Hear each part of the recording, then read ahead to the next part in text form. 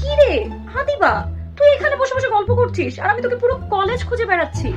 জানিস কালকে থেকে কিন্তু আমাদের অ্যানুয়াল কালচারাল উইক শুরু হতে যাচ্ছে।